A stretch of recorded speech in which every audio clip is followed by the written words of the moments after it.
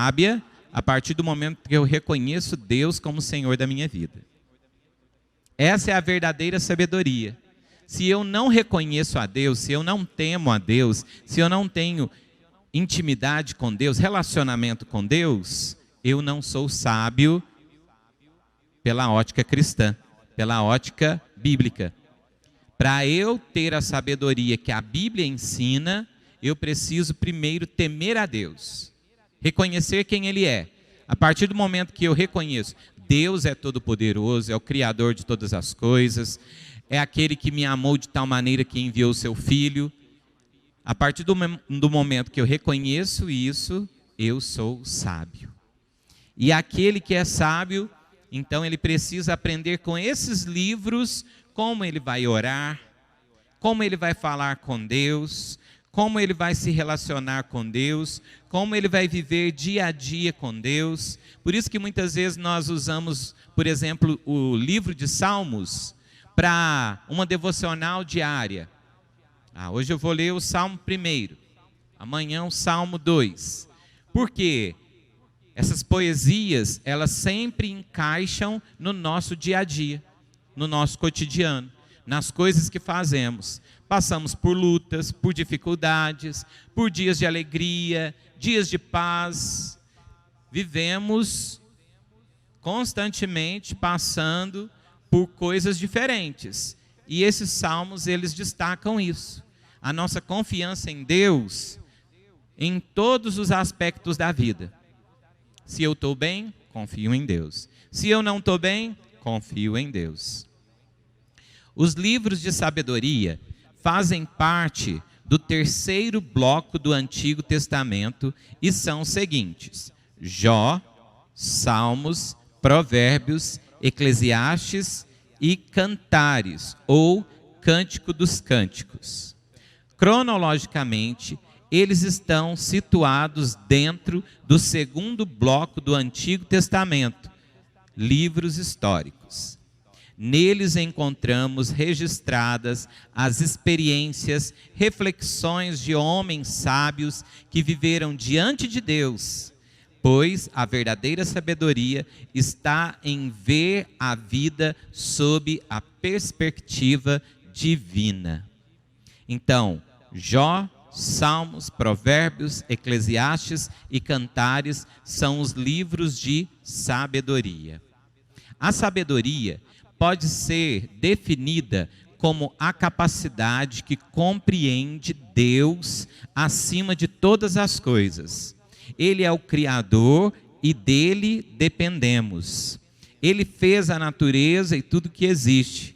E por isso, reconhecendo Deus como aquele que nos criou, eu tenho sabedoria. É uma combinação das esferas, é uma combinação do que é espiritual, do que é natural. E assim nós vamos caminhando dia a dia, reconhecendo a Deus. Ele é espírito, mas no meu dia a dia eu posso ter relacionamento com Ele. Os sábios e os sacerdotes, os profetas, eram os pilares da orientação espiritual para o povo. Então, se você queria sabedoria, se você queria conselho, você procurava os sábios. Eu estou precisando de uma direção, estou precisando de um conselho. Você ia até os sábios, até os sacerdotes e até os profetas. Quem eram os sábios? Os sábios eram anciãos, aqueles homens mais velhos, né? E os sacerdotes eram os líderes religiosos. Da mesma forma, hoje em dia, estou precisando de um conselho, vou procurar o pastor. Então, naquela época, eram sacerdotes.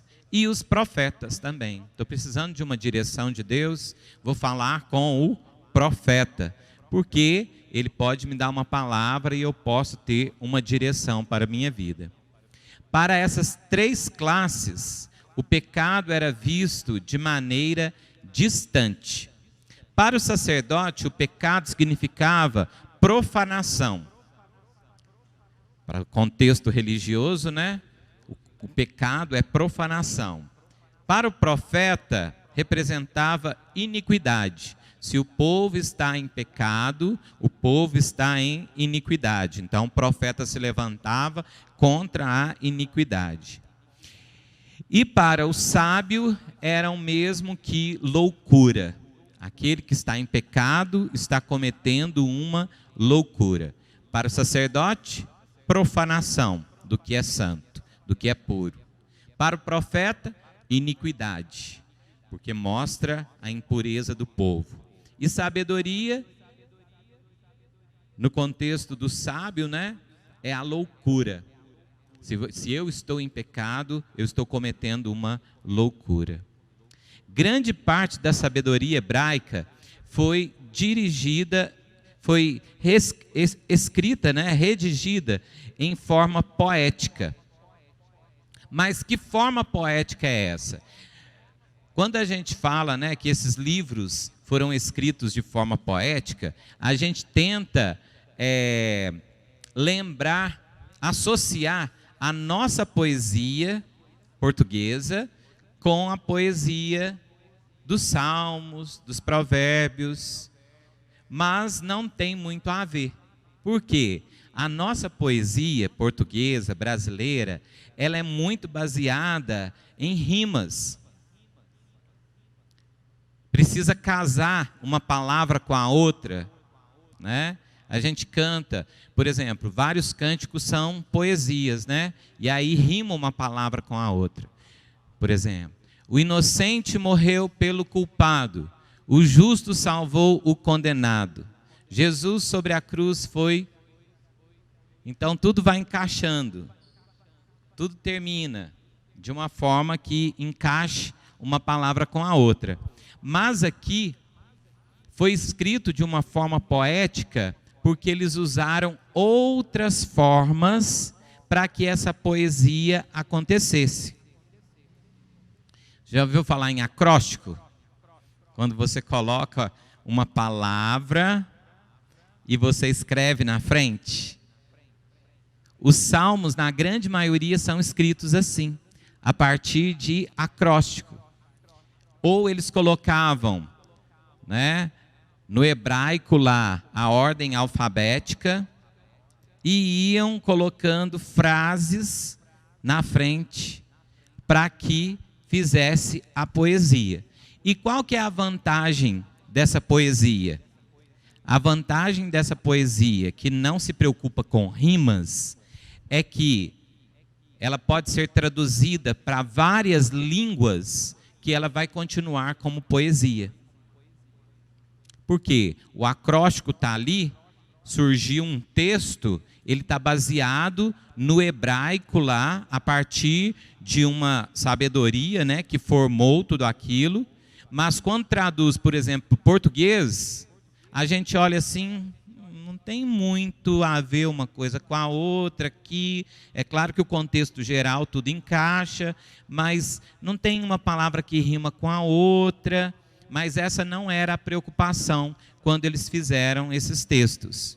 Eles queriam era expressar para o hebraico, para aqueles que estudavam o hebraico, para o povo hebraico, a forma poética deles escreverem, que é diferente da nossa. Na nossa forma poética, as palavras precisam rimar. Na forma poética deles, tudo era escrito em acróstico. E aí nós temos essa diferença então de poesia.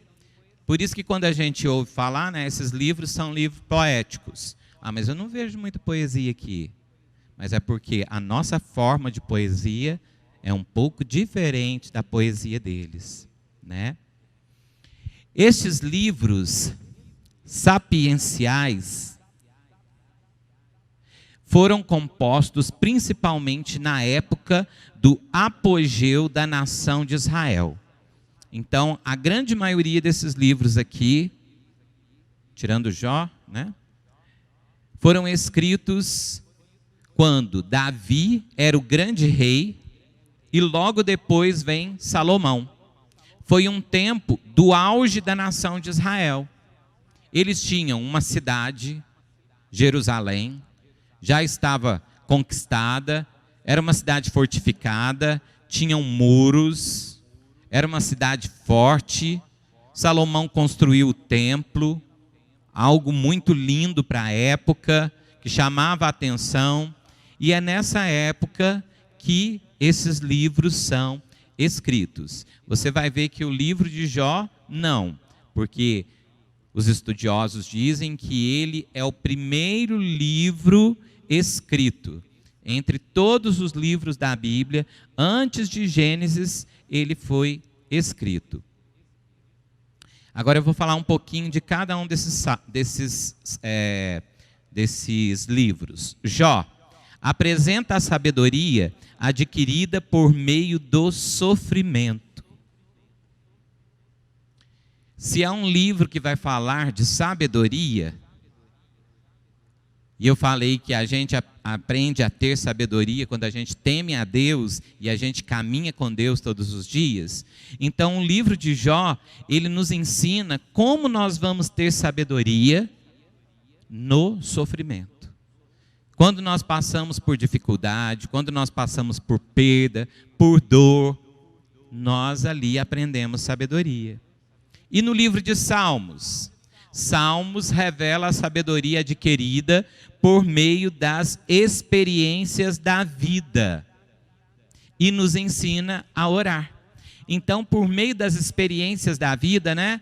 Por isso que Davi, por exemplo, ele escreve os salmos, né, relacionados às batalhas dele, às lutas, ao pecado, às dificuldades que ele tinha. Vai variando conforme o dia a dia dele, né? Ele escreve: o Senhor é a minha luz e a minha salvação, de quem terei medo? O Senhor é a fortaleza da minha vida. Quando os inimigos se levantam contra mim, eles é quem tropeçam e caem. Ainda que um exército se acampe contra mim, não se atemorizará o meu coração. E se estourar contra mim a guerra, ainda assim terei confiança. O que ele está escrevendo? A confiança dele em Deus, mesmo diante das batalhas. E o que é isso? É uma experiência que ele está tendo. Eu vou enfrentar a batalha, mas Deus está comigo, e a partir dessa experiência eu vou escrever. Aí ele escreve lá, né? Confessei-te o meu pecado e a minha iniquidade não mais ocultei. Disse: confessarei ao Senhor as minhas transgressões. O que ele está vivendo? Arrependimento. Ele pecou, cometeu pecado, agora ele está se arrependendo, e por causa do arrependimento, ele então faz um texto, uma poesia, para escrever aquele momento da vida dele. Então, se ele está vivendo guerra, ele vai escrever um texto sobre guerra. Se ele está vivendo arrependimento, ele vai escrever um texto sobre arrependimento. Se ele está vivendo dias de alegria, ele está escrevendo um texto sobre alegria. E assim ele vai escrevendo, né? Por exemplo, Salmo 1, os justos e os ímpios. Ele faz uma comparação entre a vida do justo e a vida do ímpio. Bem-aventurado o homem que bem-aventurado o homem que não anda no conselho dos ímpios, não se detém no caminho dos pecadores, nem se assenta na roda dos escarnecedores. Cada um desses salmos tem uma lição para nós. Provérbios transmite a sabedoria adquirida por meio do estudo e da observação. Então, observando a vida, eu escrevo os meus provérbios. Por exemplo, a mulher sábia edifica a sua casa. Como que eu cheguei a essa conclusão? Porque eu já vi que várias mulheres que são sábias, que têm uma preocupação em cuidar da sua casa e da sua família, ela edifica a sua casa. Ela tem uma família boa, bem estruturada. Por quê? Eu vi que várias mulheres, pela minha experiência, né, de vida, essas mulheres que são sábias, que edificam sua casa, são mulheres que temem a Deus.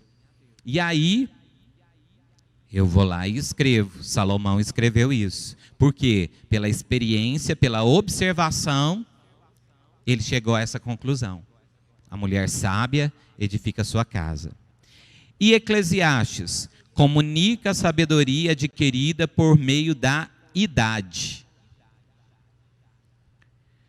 Com certeza que Salomão já estava velho, e aí ele começa a olhar para a sua vida, e por meio da sua idade, ele vai ter então várias lições da sua vida. E aí ele escreve isso, né?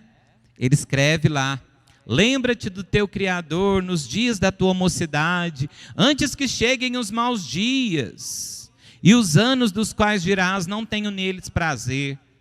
Quem pode escrever isso? Quem já viveu isso. Então, com certeza, ele já estava idoso quando ele escreveu esse texto de Eclesiastes. Cantares, ou Cântico dos Cânticos, expressa a sabedoria adquirida por meio do amor. Então é um livro mais ligado ao amor, ao relacionamento do homem com a mulher. Então é a sabedoria adquirida por meio do relacionamento entre homem e mulher, o amor. Estes livros são como o coração das Escrituras. Mas por quê? Porque está aqui no meio? Não, principalmente porque eles expressam as emoções. Jó, sofrimento. Salmos, experiências de vida. Provérbios, aquilo que eu aprendo, aquilo que eu vivo, eu vou tirando como lição para eu não errar mais. Eclesiastes, o que eu já vivi é experiência para a minha vida, e eu preciso ensinar isso para outras pessoas. Cantares, o que eu já aprendi em relacionamento, entre homem e mulher, entre o amor, eu também posso ensinar.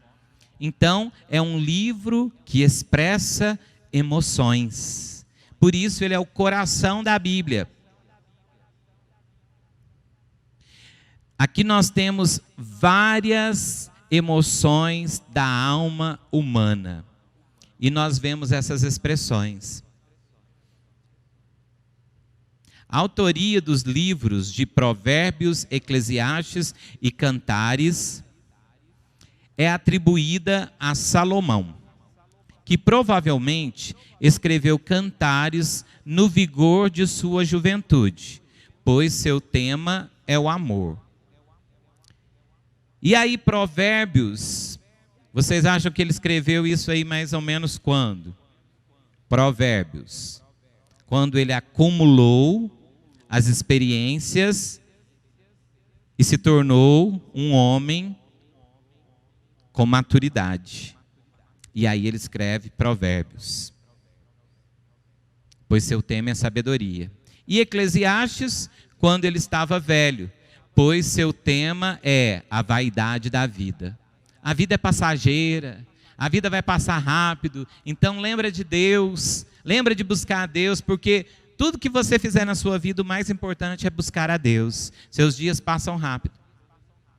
Os judeus comparavam Provérbios ao átrio exterior do templo. Aqui, os judeus, eles usavam, esses textos bíblicos e comparavam eles ao templo, Então, Provérbios é como se fosse os átrios. Eclesiastes, o santo lugar, onde é o lugar mais interno, onde tinha o candelabro, a mesa com os pães. E Cantares, eles comparavam ao Santo dos Santos, ao lugar onde ficava a Arca da Aliança. É o lugar onde se expressa o amor. Então, átrios, santo lugar, Santo dos Santos. É uma caminhada. E quando você lê esses textos, esses livros, nessa perspectiva, você vai entender então como se você estivesse entrando no templo do Senhor. Então, cronologicamente aqui, para você entender melhor, Jó provavelmente foi escrito antes de Gênesis. Então, ele é o livro mais antigo da Bíblia. Agora, Salmos, Provérbios, Eclesiastes e Cantares foram escritos nos reinados no tempo dos reis, né? Que a gente tem os livros de 1 Samuel, 2 Samuel, 1 Reis e 2 Reis. Então foi nesse período aí que esses livros foram escritos. E a grande maioria deles escritos por Salomão, que é Provérbios, Eclesiastes e Cantares. E aí nós entramos no livro de Jó. Jó, ele é um livro que foi escrito num local. E o local é a terra de Uz. Esse foi o local onde esse livro aconteceu. Os personagens principais: Jó, Elifas, Bildade, Zofar e Eliú. Os três principais amigos aí é Elifaz, Bildade e Zofar, mas também aparece Eliú. Quais são as palavras-chave? Palavras-chave de Jó: sofrimento, provação, soberania. O tema: o problema do sofrimento do justo. Por quê? Jó era um homem justo. Ele não havia cometido nenhum pecado para que o sofrimento viesse sobre ele. Mas o nosso Deus, ele nos prova. E não é porque nós fizemos alguma coisa errada que Deus vai nos fazer passar por provação. Esse livro nos mostra que até mesmo o justo, até mesmo a pessoa que não cometeu nenhum pecado, ela pode passar por provação. E os versículos-chave, abre aí, Jó, capítulo 1, verso 9, que nos diz: Satanás respondeu: será que não é por interesse próprio que Jó te teme? Satanás está dizendo para Deus: Jó tem interesse, por isso que ele está servindo o Senhor. Ele está servindo para receber as bênçãos do Senhor. E capítulo 1, verso 21. Capítulo 1, verso 21. O Senhor o deu e o Senhor o tomou. Bendito seja o nome do Senhor. Quanto ao conteúdo, Jó é considerado como livro de sabedoria, porque aborda o difícil tema do sofrimento humano quanto à sua forma. E classifica como livro poético, pois mais de 90% da sua redação está em versos.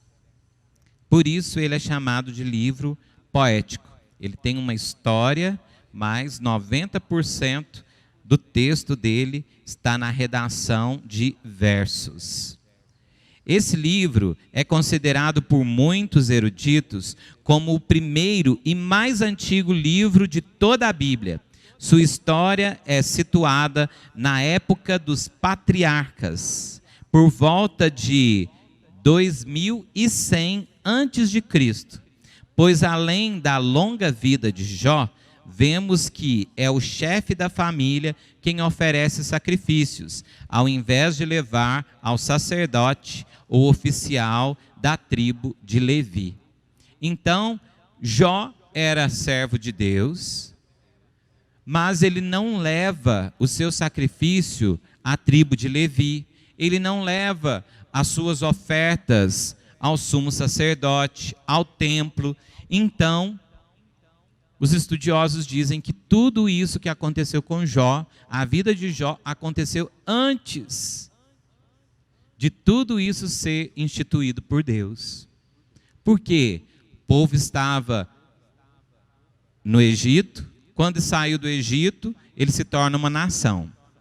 E aí lá no Sinai, Deus vai dar as ordens para Moisés. Vocês vão construir o templo, vocês vão adorar a Deus dessa forma, trazendo sacrifícios.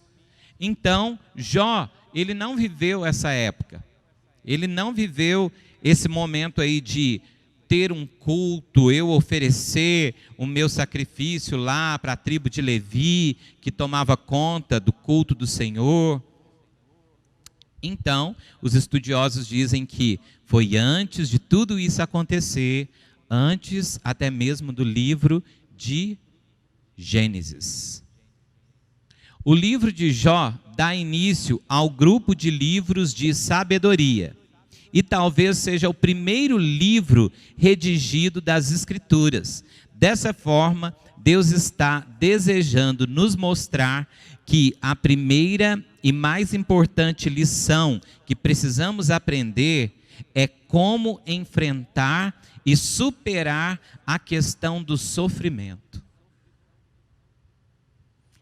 Então, quer dizer que o primeiro livro que foi escrito, o primeiro livro de toda a narrativa bíblica, ele nos ensina como vamos caminhar vivendo em sofrimento.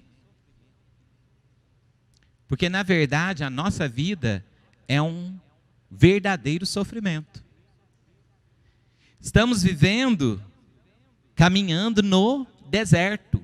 A perspectiva bíblica, ela nos ensina que aqui é o deserto e que nós devemos chegar na terra prometida.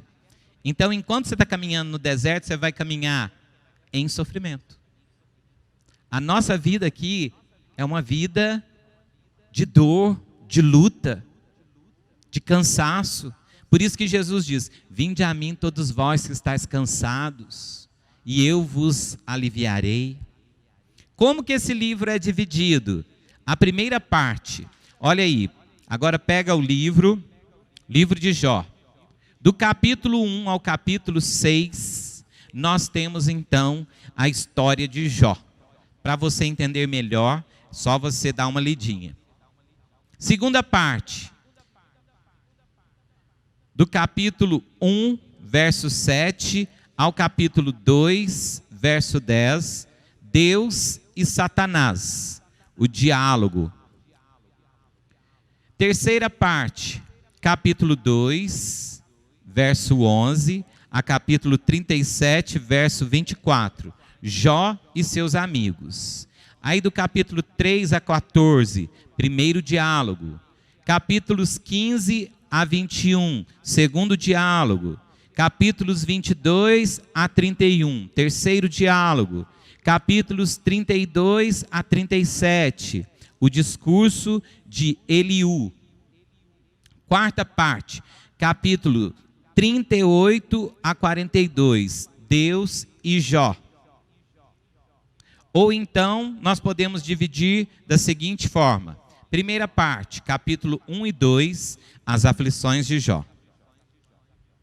Segunda parte, capítulos 3 a 37, os amigos de Jó. Terceira parte, capítulos 38 a 42, o diálogo de Deus com Jó. E quarta parte, capítulo 42, a restauração de Jó. Ou ainda, em três partes. Primeira parte, capítulo 1 a 2, o problema do sofrimento. Segunda parte, capítulos 3 a 37, o fracasso da sabedoria humana em resolver os problemas dos sofrimentos inerentes. Terceira parte, capítulo 38 a 42, a resposta de Deus ao problema do sofrimento inerente. Eu achei melhor aqui a divisão segunda, né? Que é a primeira parte, a aflição de Jó, depois os amigos de Jó, o diálogo de Deus com Jó e a restauração de Jó. E aí nós podemos, então, comprovar sua inspiração divina pelo fato de que, apesar de ser o livro mais antigo do Velho Testamento, encontramos nele muitas verdades científicas que foram confirmadas somente em séculos recentes. Por exemplo, a redondeza da terra, capítulo 37, versos 10 a 12. A composição interior do nosso planeta, capítulo 28, verso 5. As camadas atmosféricas, capítulo 37, verso 16 e capítulo 38, verso 36. A posição do nosso planeta no universo, capítulo 26, verso 7, entre outros. Então, no livro de Jó, nós encontramos coisas preciosas. Aquilo que foi comprovado em séculos recentes, o que ele já dizia. E olha que esse é, então, o livro mais antigo da Bíblia. E ele já nos mostra sinais de tudo isso aí. O que tem aqui no interior da Terra? O que tem lá no céu? As galáxias. Como que é o nosso planeta? Redondo. Ele já trazia indicações de tudo isso. Coisas que cientificamente foram comprovadas em séculos recentes. E Jó, ele não é um personagem de ficção. E nem a sua história uma parábola. Realmente aconteceu. E aí, até mesmo outros livros falam a respeito de Jó. Por exemplo, no Velho Testamento, Ezequiel, capítulo 14, de 14 a 20, fala sobre a vida de Jó, no Velho Testamento. Agora, no Novo Testamento, Tiago, capítulo 5, verso 11, também fala sobre a vida de Jó. O livro conta a história dos sofrimentos deste homem, íntegro, honesto, que temia a Deus, mas que passou por sofrimentos. 3 amigos o visitam para consolá-lo, tentando achar uma explicação para tanta desgraça. Eles estavam procurando o porquê. Por que ele está sofrendo? Por que ele perdeu todos os seus filhos, todos os seus bens, sua saúde, está cheio de feridas pelo corpo, pegou uma enfermidade terrível, ele tem que coçar as suas feridas com caco. Por que ele está passando por isso? E eles chegaram a uma conclusão: você está em pecado. Mas a gente vê que ele não pecou. E o texto destaca isso. Não é por pecado, não é por ele ter feito algo de errado. Mas Jó reage contra essa opinião, afirmando que sempre foi um homem justo. Então é um livro que destaca o sofrimento do justo. Mesmo você sendo justo, você vai sofrer. Isso nos lembra de quem? Cristo. Cristo é chamado de o justo. Cristo não pecou, não cometeu nenhum pecado, mas ele sofreu por amor, em obediência ao Pai, para nos salvar. O justo Filho de Deus sofreu para dar a sua vida. Então, o primeiro livro bíblico fala do sofrimento do justo, já apontando para o justo Jesus Cristo, que viria para perdoar os pecados dos homens. Este livro destaca uma questão teológica importante. Qual que é a questão? A confiança em Deus pode sobreviver à perda de todos os bens temporais? A confiança em Deus, que você tem em Deus, ela pode sobreviver mesmo se você perder tudo? Sim. O que esse livro comprova é isso. Você pode perder tudo que você tem e você pode continuar confiando em Deus. Além disso, a questão do sofrimento humano é outra importante questão levantada aqui.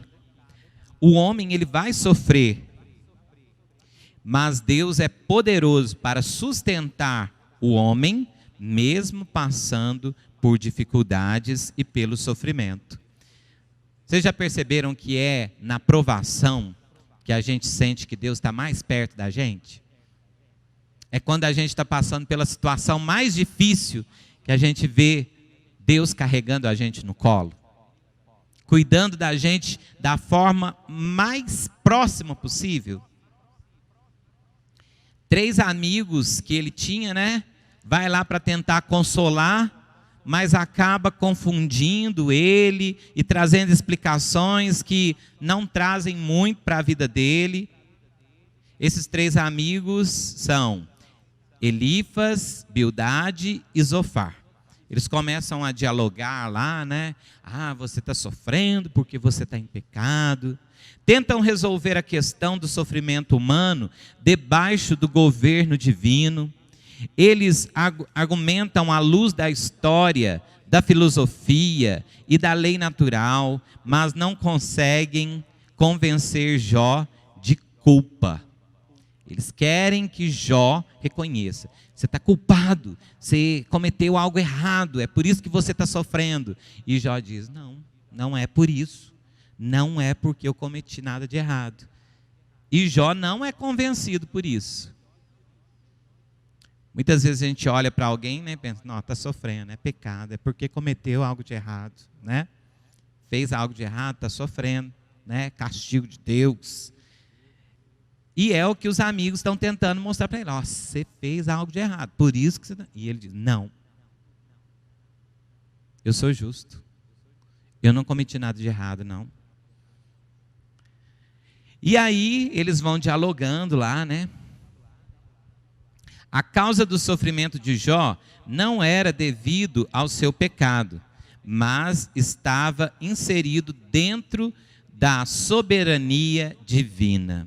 Então, Deus, ele é soberano. E em sua soberania, se está no plano de Deus, você passar por sofrimento, que você passe por esses dias confiando em Deus. Ah, mas eu perdi o meu marido, tornei viúva. Confie em Deus. Ah, mas eu perdi o meu filho, recém-nascido.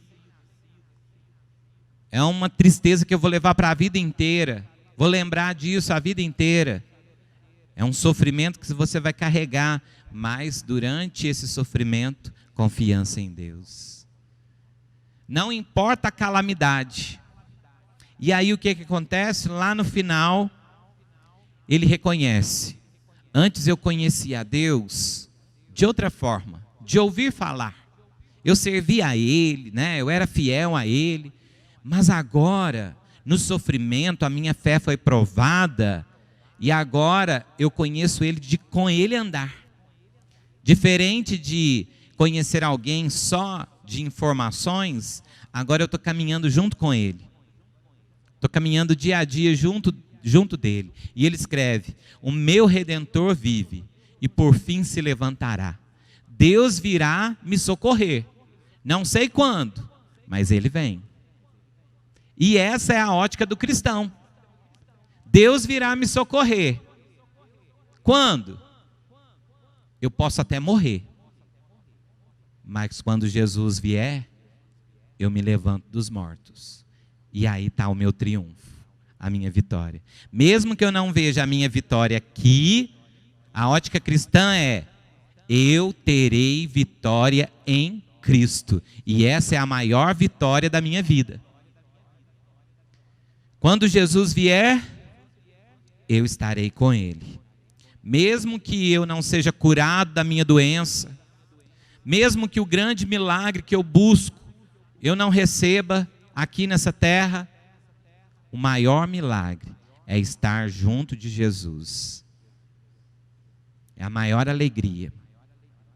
Feche os seus olhos. Vamos orar. Senhor nosso Deus, te louvamos porque em meio ao nosso sofrimento, nós aprendemos as mais preciosas lições.